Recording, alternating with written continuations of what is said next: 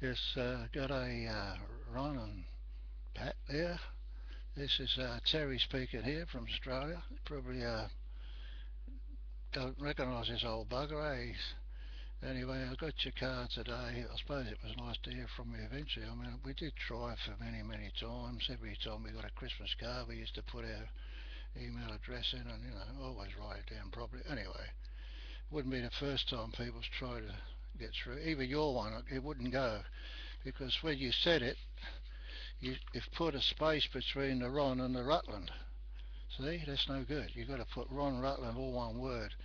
Uh, some people put a dot or a dash between. Anyway, you find this is on a different email site too. This is a Gmail I'm sending it through on YouTube. Yeah, I'll try and keep it brief because you can't talk too long on this video. I'll get back to you another time and at least I can fill you in anyway what's going on. We went there today. As I said to you before, that right leg's been amputated above the knee. Now that's sweet as. There's no problem with that. They saved the left leg, which was very, very dodgy. It looked like that was going to come off too, but they've managed to save it. But it's still not where she can sort of put a foot on it. It's still got this big gashes and things on it. The main problem there is she's developed this big ulcer on the back on the base of her spine. You could put your fist in it. That's how deep it was, right into the bone.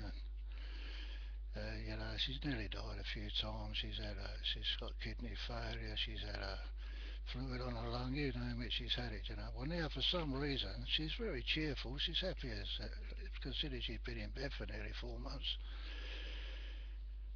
She's been to and fro a few times. Like she's been in the big hospital she's in now, backwards and forwards to the small hospital where we live, hoping that she was on the mend. But no, then she had a relapse and had to ship her back again. See. She's been in the ICU unit twice for a week, and anyway, we think she's out of the woods. The only problem is she won't eat. See, we think it's psychological. The doctors have checked her throat and they've done X-rays, barrel meals, and all sorts of things. And my daughter Julie, the second one, she's a RN nurse. She works at Children's Hospital now.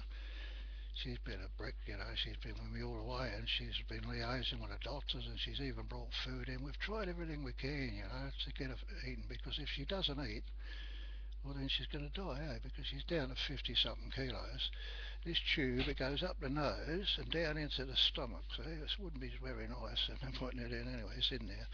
And they hook it up to a bottle and all these different goodies in it. You wouldn't starve where you got that, but see they can't keep that in forever. And she's ripped it out a few times, and yeah, we all went in there for Christmas with the family and the grandkids and stuff, and did the best we could. Yeah, but I say she's out of the woods, but like I say, I'm disabled too. Because I've been a diabetic.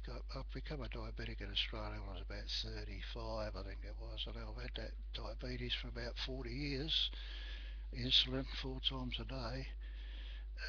All my nerves and muscles are just gone in my legs. My legs are useless firstly. I can feel them, but they don't do nothing for me. They won't sort of hold my weight or carry me, or so I'm virtually invalid myself. And she was looking after me, and and the house is on a bloody hill. It's got steps and shit everywhere. Like I mean, I've got one of them little electric scooters I used to use when out and about. But now, in the last couple of 3 weeks, I found I can't drive no more because I just can't get in and out of the car. I can still work the pedals and stuff, but my arms are not the best. Got this sort of thing all over me, so the car's going to have to go. I'm relying on my son to drive me in my car like every other day.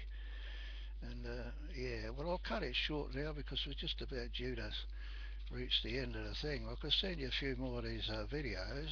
Just let me know if you get them, okay? So I'll see you later. Hope the weather's not too bad over there. We're getting bloody heat here, as you know. There's bushfires everywhere, except my backyard.